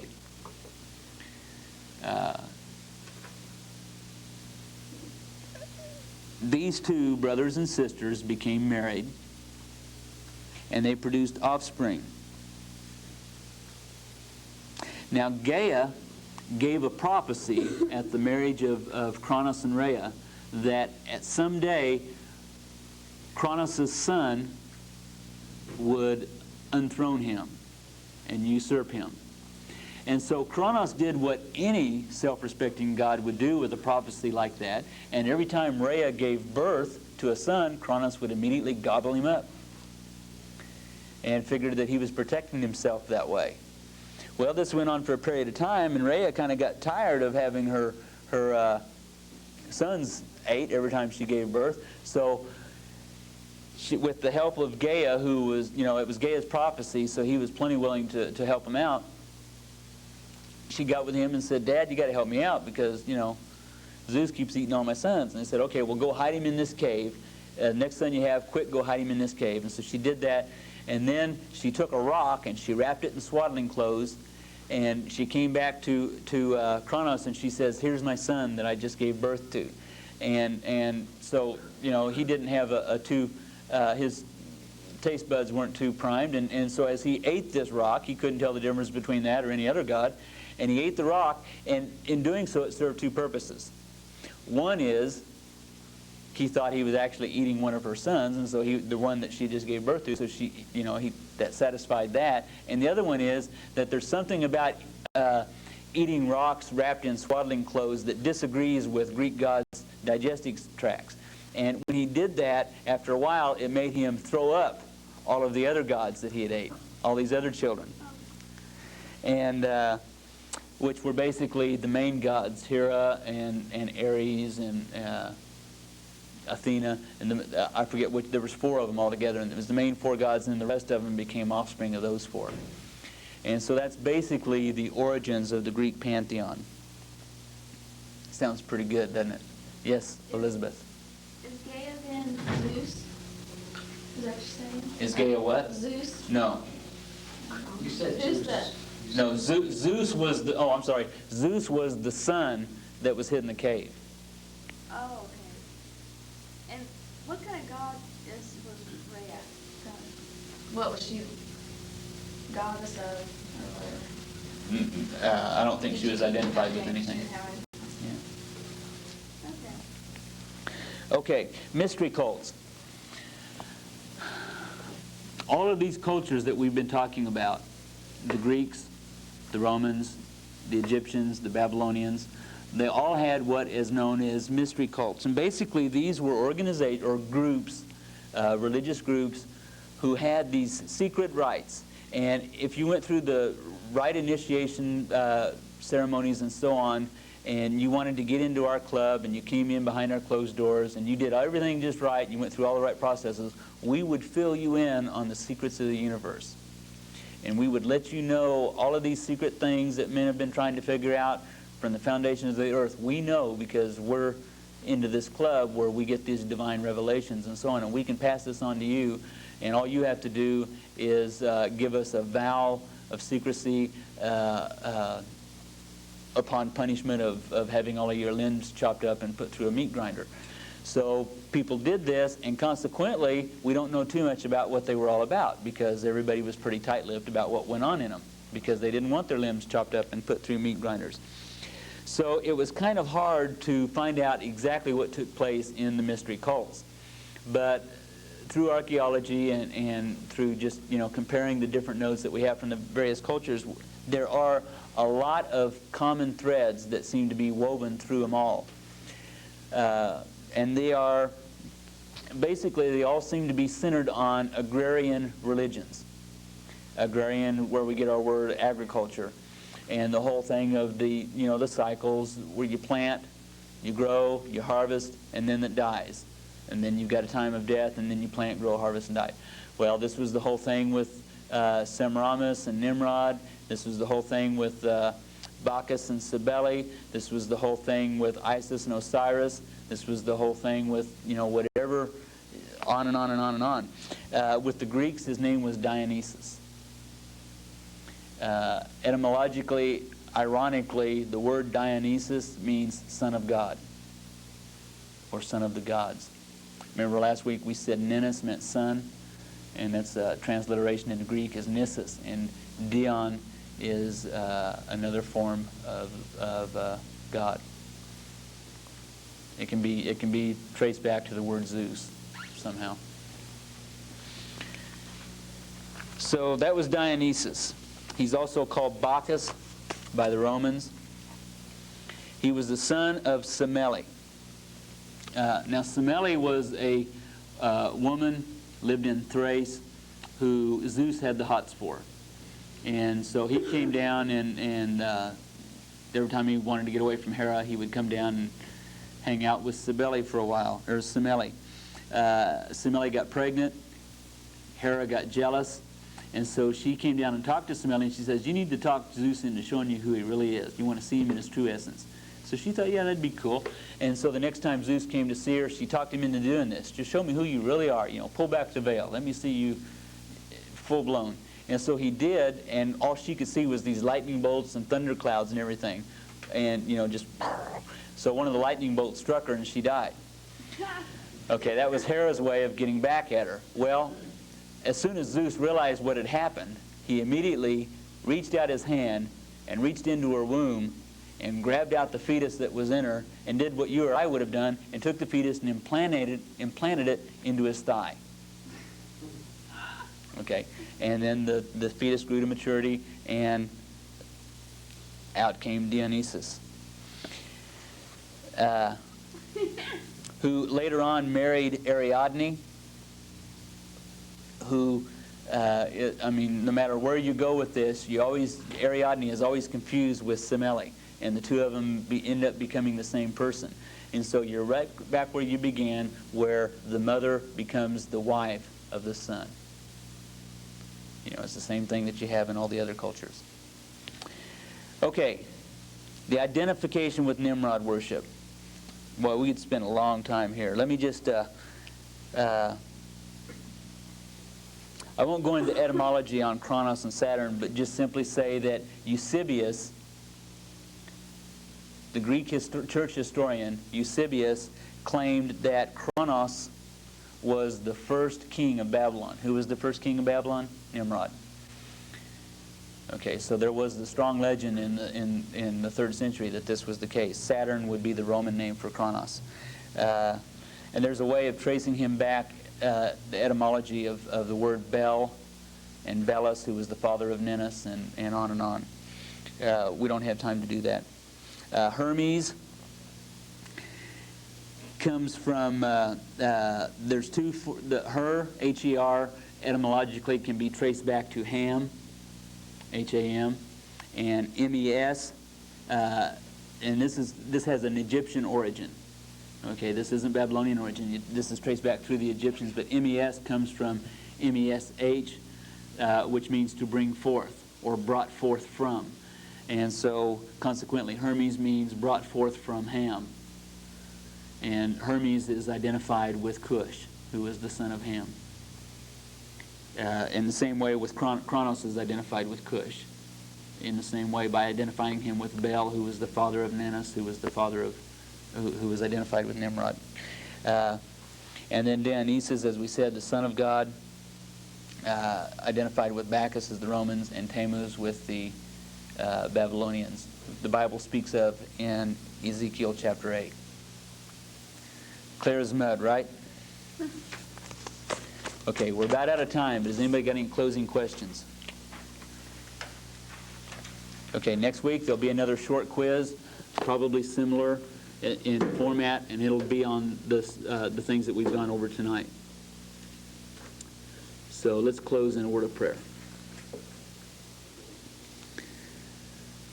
Father, we thank you for your love. We thank you for your Son. And whether or not the things that we go over in this class is going to make any difference in how much we love you, I guess is up to us. But for me, Lord, it helps me to appreciate your love more, and that causes me to love you. So I pray that you would help us to retain, and help us to understand and sort through all these names and facts, and receive edification from it, and just be compelled into a deeper, more consecrated service. We ask it in Jesus' name. Amen. We hope you've enjoyed this video presentation. If you have any questions or prayer requests, or would like a catalog of available audio and video cassettes, please write. Our address is Teaching for Today, P.O. Box 2098.